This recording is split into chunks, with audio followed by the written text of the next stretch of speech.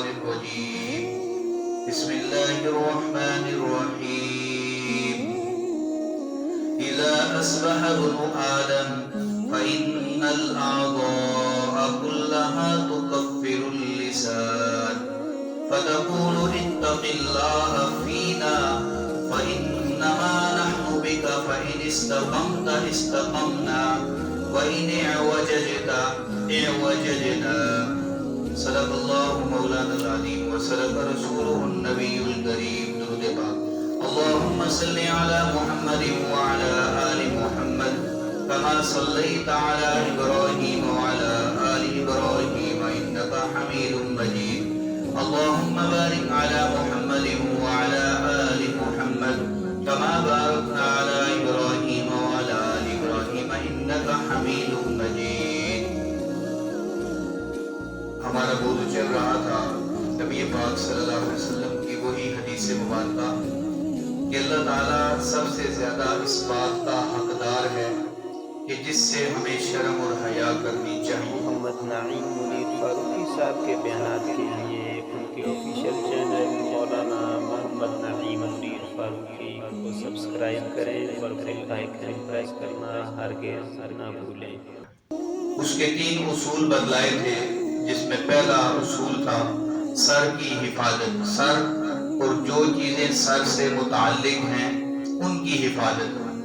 انہی سے متعلق ایک چیز ہے زبان.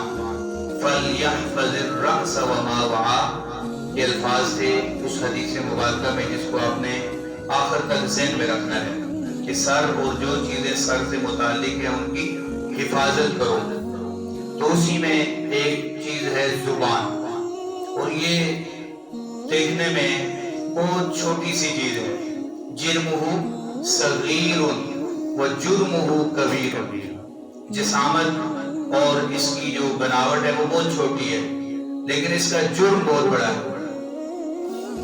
ایک آدمی جا رہا تھا, اس نے جاتے ہوئے راستے میں کسی کو گالی دے دی. گالی نہ اس نے ہاتھ سے دی, نہ اس نے کانوں سے دی, نہ آنکھوں سے دی. کس سے دی؟ زبان سے دے دی. دوسرا آدمی بھی گھر سے بیوی سے لڑ کر آیا ہوا تھا. وہ بھی پہلے سے ہی جلال میں تھا, غصے میں تھا, بھرا ہوا تھا, فل بٹا فل تھا. اس نے جب گالی سنی اس سے بھی برداشت نہ ہوا, اس نے بھی وہیں اس کو لٹا دیا, مار مار کے اس کا حشر نشر کر دیا.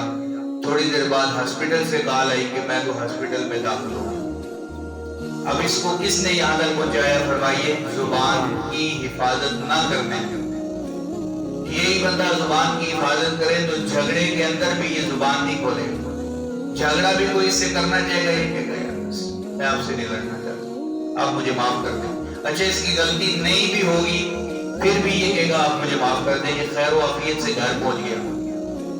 اب گھر اگر بتا رہا ہے اس طرح راستے میں بات ہوئی تو گھر والے سارے غصے میں آ گئے, مارا تم نے اس کو کیوں نہیں ہے, تم نے اس کو سنائی کیوں نہیں ہے جی, بس چھوڑو کوئی بات. یہ وہ شخص ہے جو تربیت یافتہ ہے کہ زبان کی حفاظت کی اہمیت کیا ہے. آپ معاشرے میں پریکٹیکل کریں. آپ کا کسی سے کوئی بھی معاملہ پڑ جائے اس وقت آپ کا اندازہ ہوگا کہ زبان کی حفاظت کی کیا اہمیت ہے. تو زبان اس قدر اہم ہے کہ پیارے آقا علیہ السلام نے ارشاد فرمایا جب آدمی سو کر اٹھتا ہے تو سارے اعضاء زبان کے سامنے عاجزی کرتے ہوئے کہتے ہیں. ہماری زبان میں کہتے ہیں کہ زبان کے آگے ہاتھ جوڑتے ہیں مہربانی کری, کیونکہ زبان نے تو بول کے فارغ ہو جانا ہے. اب اس بندے کی زبان نے دوسرے کو صرف گالی دی تھی لیکن بازو بھی ٹوٹے, ٹانگیں بھی ٹوٹی, سر بھی پھٹا, تو سارے اعضاء کا بنتا ہے کہ وہ اس کو لازمی منت سماجت کریں کہ مہربانی کرنا کہ ہمارے واسطے اللہ سے ڈرتی رہے, اس لیے کہ ہم تیرے ساتھ ہیں. اگر تو سیدھی رہے گی تو ہم بھی سیدھے رہیں گے, اور اگر تو ٹیڑھی ہوگی تو ہم بھی ٹیڑھے ہو جائیں گے. تو اس سے معلوم ہوا کہ زبان پر کس قدر قابو کی ضرورت ہے. آپ صلی اللہ علیہ وسلم نے ایک روایت میں یہاں تک فرمایا کہ 2 چیزوں کی تم مجھے ضمانت دے دو میں تمہارے لیے جنت کا ضامن ہو جاؤں گا. ایک چیز اس میں کیا ہے زبان جو دو جبڑوں کے درمیان ہے، اور دوسری چیز ہے شرمگاہ جو دو پہلوؤں کے درمیان ہے۔ فرمایا تم ان دونوں کی ضمانت دے دو میں تمہارے لیے جنت کا ضامن۔ سبحان اللہ، زبان اس قدر عام ہے۔ ایک روایت میں فرمایا جب ایک صحابی حضرت عقبہ ابن عامر رضی اللہ عنہ نے دریافت کیا کہ نجات کیسے ملے گی، یا رسول اللہ صلی اللہ علیہ وسلم نجات چاہتا ہوں کیسے ملے گی، تو آپ نے جواب دیا املک علیک لسانک، اپنی زبان کو قابو میں رکھو، اپنی زبان کو قابو میں رکھو، عادت مت بناؤ دوسروں کو فوراً کوئی نہ کوئی بات سنانے کی، بلکہ کوشش کرو برداشت کرنے کی۔ ماں باپ کوئی بات کہہ دیتے ہیں خاموشی سے سن لو، ہے جی بیوی کی تو سن ہی لیں گے بعد میں، جن کی شادیاں نہیں ہوئی تم لوگ سارے، لیکن ابھی سے پریکٹیکل کرو کہ ماں باپ کی سنا کرو اور جواب نہ دیا کرو، بلکہ آگے سے مسکرا دیا کرو، کوئی بات نہیں، ہمارے ماں باپ ان سے بڑھ کر کون ہے ہمارے لیے۔ آج اس دنیا میں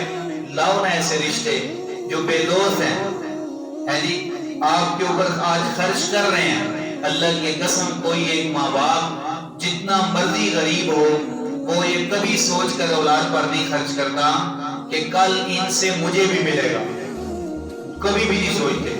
تو وہ ماں باپ جو بے لوث خرچ کرتے ہیں، دنیا کا ہر رشتہ ہر تعلق کسی نہ کسی غرض کے اندر جو ہے نا وہ تعلق قائم رکھے گا، لیکن ماں باپ کا رشتہ بے لوث ہے تو ان کی سننا، بہن بھائی آپس میں کوئی بات ہو جائے ان کی سن لینا۔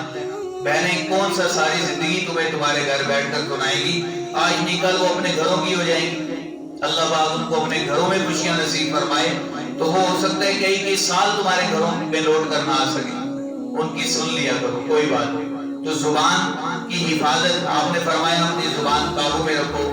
وَلْيَسْعَكَ بَيْتَكَ وَابْكِ عَلَىٰ خَطِيئَتِكَ، اور دوسرا اصول بتلایا اور تمہارا گھر تمہیں گنجائش دے، یعنی بلا ضرورت گھر سے بھی نہ نکلو، ہر وقت گھر سے باہر ہی رہنا یہ بھی کوئی اچھی عادت، یہاں ضرورت کے درجے میں گیا واپس آ گیا۔ اور تیسری چیز، اور اپنی غلطی پر رویا کرو، کوئی غلطی ہو جائے خطا ہو جائے تو اللہ تعالیٰ کے سامنے اس پر رونا چاہیے۔ تو زبان جو دیکھنے میں بہت چھوٹی چیز ہے لیکن حقیقت میں یہ بہت بڑی ہے۔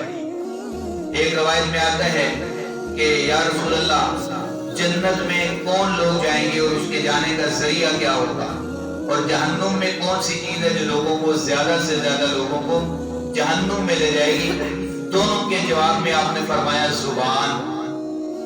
یا رسول اللہ دونوں کا جواب زبان، فرمایا زبان اگر قابو میں رہی تو تمہیں جنت میں لے کے جائے گی، بے قابو ہوگی کسی کو گالی، کسی پہ الزام، کسی کی غیبت، کسی کے ساتھ بدتمیزی، کسی کے ساتھ کیا معاملہ، اسی لیے فرمایا المسلم من سلم المسلمون من لسانہ و یدہ، کامل ترین مسلمان وہ ہے جس کی زبان اور ہاتھ کی تکلیف سے دوسرے مسلمان محفوظ رہیں۔ ہاتھ بڑی دیر سے اٹھتا ہے، زبان فوراً کھل جاتی ہے، ہاتھ کو اٹھتے ہو سکتا ہے 1 گھنٹہ بھی آپس میں جو ہے نا لڑائی جاری رہے، میدان جنگ بنا رہے، لیکن ہاتھ نہ اٹھے اور زبان تو جاری ہے جی۔ زبان چونکہ اندر چھپی ہوئی ہے، اس کو پکڑ کے باہر قابو کرنا آسان نہیں ہے، اور ہاتھ کو پکڑنا فوراً جو ہے نا وہ آسان ہو جاتا ہے، لیکن اس کی طرف جلدی نہیں آتے۔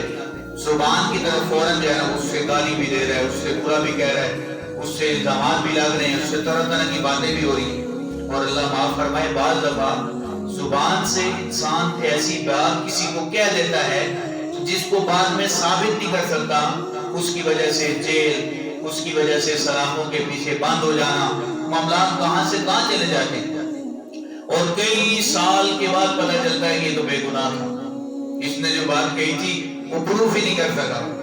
اس لیے سامعین مکرم ہمیں چاہیے کہ ہم اپنی زبان کو بہت زیادہ خیال کے ساتھ استعمال کریں۔ ایک روایت میں آتا ہے من صمت نجا، جو خاموش رہا وہ نجات پا گیا، جو جتنا خاموشی کا عادی ہوگا۔ اور ایک روایت میں آتا ہے کہ اپنی زبان کو اللہ تعالی کے ذکر سے رطب اللسان رکھا کرو، یعنی تمہاری زبان اللہ کے ذکر میں لگی رہے۔ آج کل وہ انگلی پہ جو ہے نا وہ باندھنے والے کاؤنٹر ملتے ہیں، وہ ہو اور دایاں انگوٹھا اس سے آپ ذکر کرتے رہے. اور 4 کام جو رمضان میں ہم نے کثرت سے کرنے. اب یہ دوسرا عشرہ مغفرت شروع ہو چکا. اس میں استغفار کی ہم نے کثرت کرنی ہے. تو وہ کاؤنٹر ہو استغفر اللہ استغفر اللہ استغفر. زبان کو جب آپ ذکر میں لگا دیں گے نا تو یہ بہت ساری خرافات سے اور بہت ساری ایسی تکالیف سے بچ جائے گی. یہی وجہ ہے کہ صبح ہوتے ہی سارے اعضاء کے نشانے پر زبان ہوتی ہے.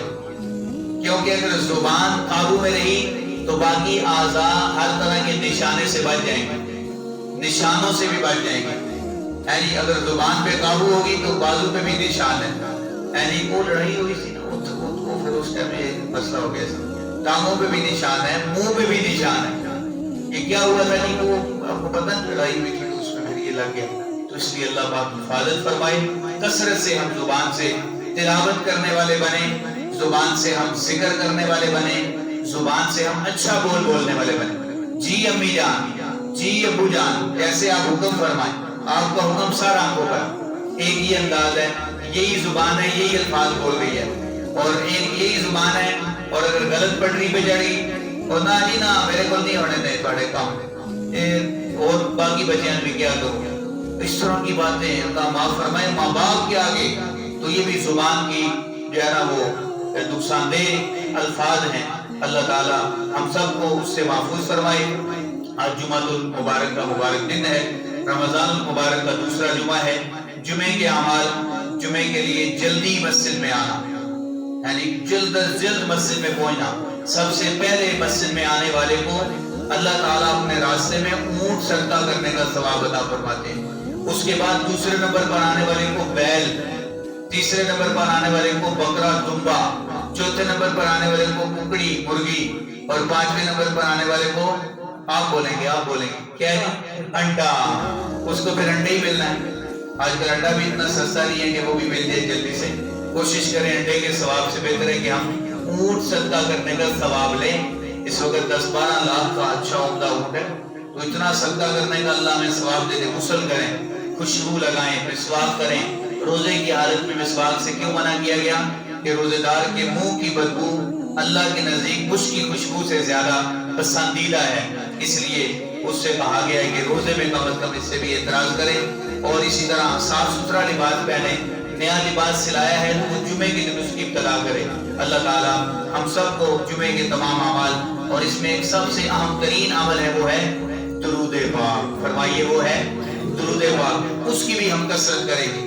ہم ابھی سے نیت کر لیں انشاءاللہ کہ آج مغرب تک, ابھی سے لے کر آج مغرب تک ہم نے انشاءاللہ 10,000 مرتبہ درود پاک پڑھنا ہے.